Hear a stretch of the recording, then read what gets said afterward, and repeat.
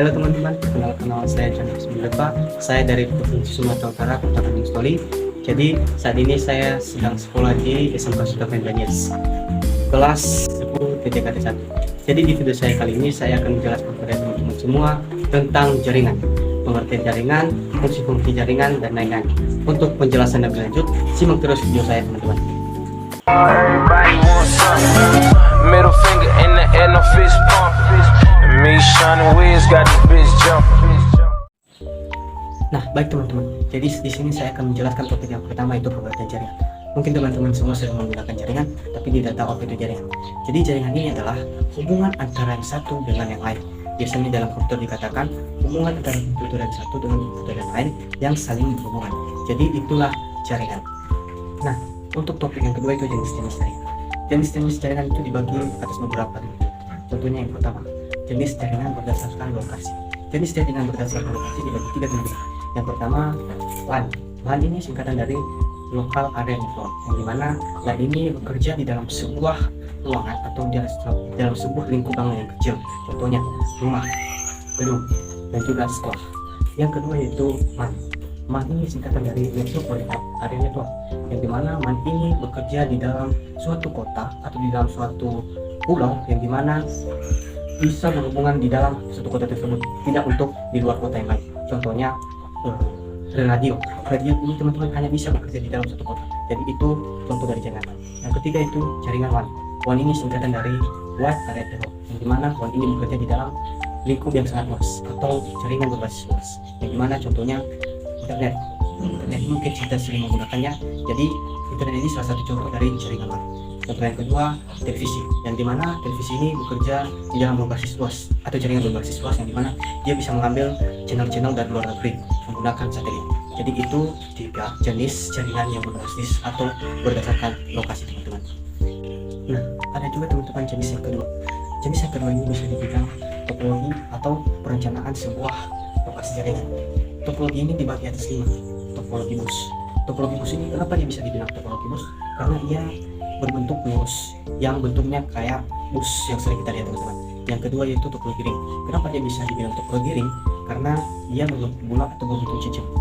Ketiga adalah topologi mesh. Dari namanya saja mesh adalah bintang teman-teman. Jadi topologi mesh ini berbentuk bintang, yang dimana saling menghubungkan antara yang satu dengan yang lain. Yang ketiga yaitu star.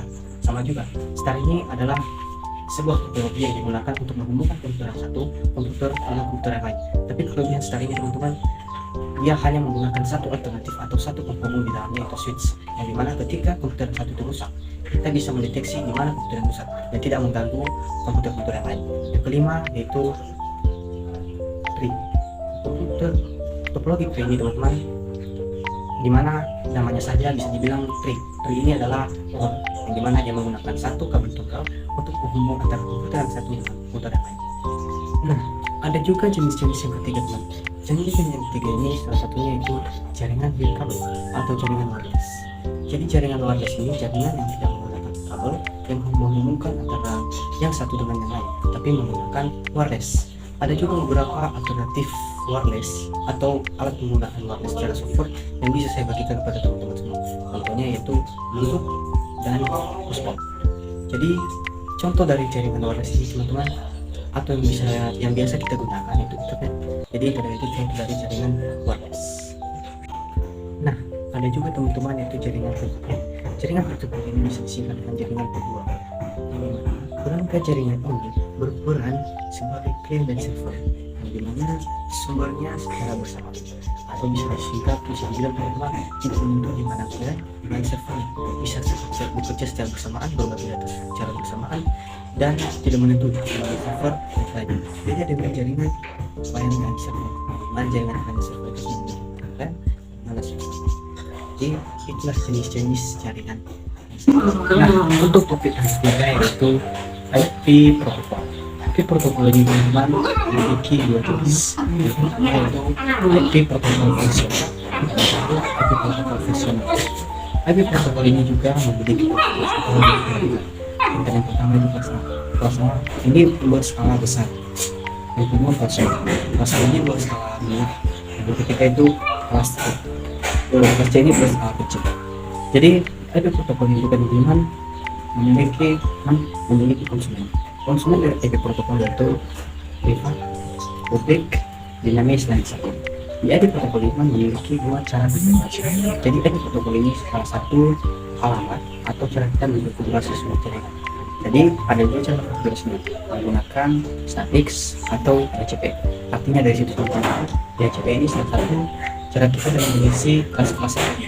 Jadi kelas-kelas tadi memiliki beberapa. Jadi kelas-kelas tadi memiliki host ID, yang dimana host ID ini salah satu alamat yang digunakan dalam pengelolaan jaringan. Jadi dari kelas A, B, dan C itu memiliki host ID yang berbeda.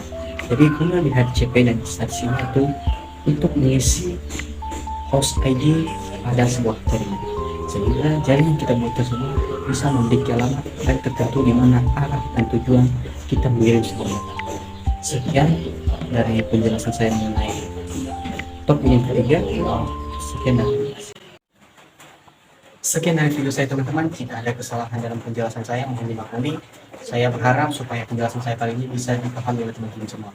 Akhir kata saya ucapkan terima kasih dan sampai di kesempatan berikutnya. Ya,